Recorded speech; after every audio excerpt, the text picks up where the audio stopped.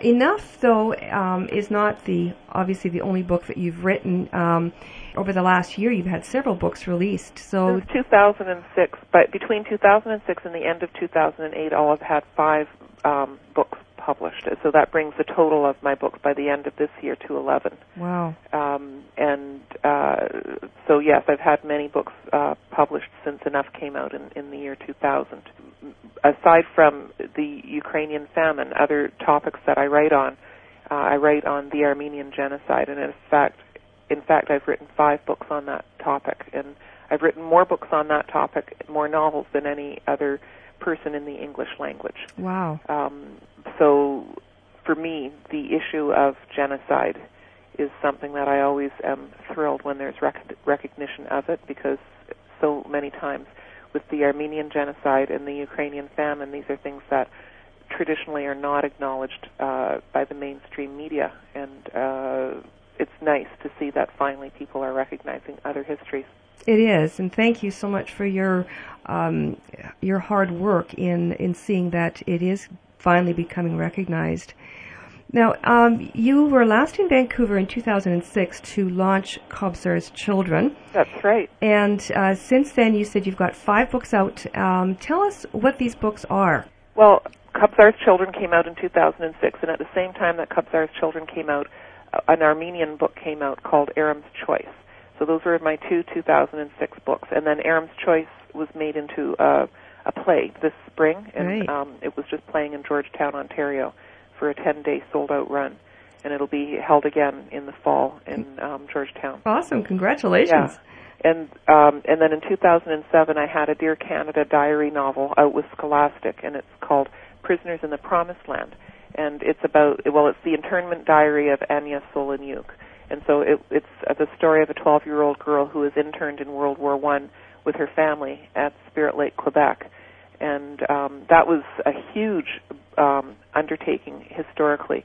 It's written in diary style, and the day-to-day, even the weather that the girl writes about in her diary was accurate to that geographical place and time.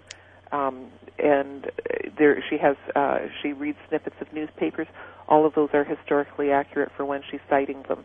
So it was a tremendous amount of research to write that book, and I'm very proud of it. Oh, you should be, and it's fabulous. I enjoyed it thoroughly. I don't know if I've told you that, but thank you. Yeah, it was a very good read. It pulled you right into the. I felt like I was there, right with her.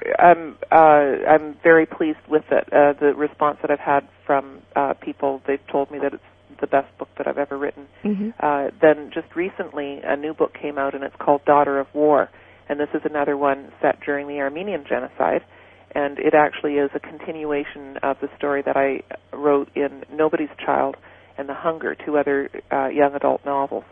And it has been getting very good reviews and good response from the public as well. And right now, in the news, there just seems to be a lot of attention to the Armenian genocide and also the Holodomor.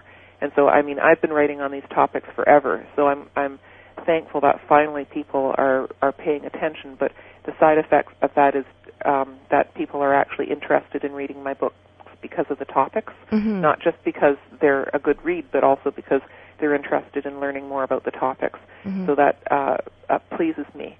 And so then in the fall, I'll have another book out, and it's called Call Me Aram, and it's the sequel to Aram's Choice. So that'll be the 5th of my Armenian books. And I'll still be writing probably a sequel to that one, and then a sequel to Daughter of War, and that will wrap up my Armenian genocide books. So that'll be 7 altogether.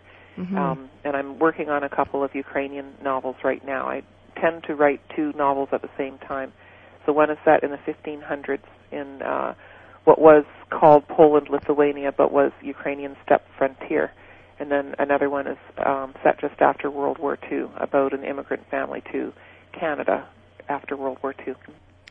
I'd like to congratulate you again on the medal, on all these wonderful books and the work that you're doing. And people can see the pictures of the awards ceremony online. Well, they can see a photograph of Yushchenko pinning the medal on my lapel on my blog. But the easiest way to get there is just to go to my website, which is calla.com, C-A-L-L-A.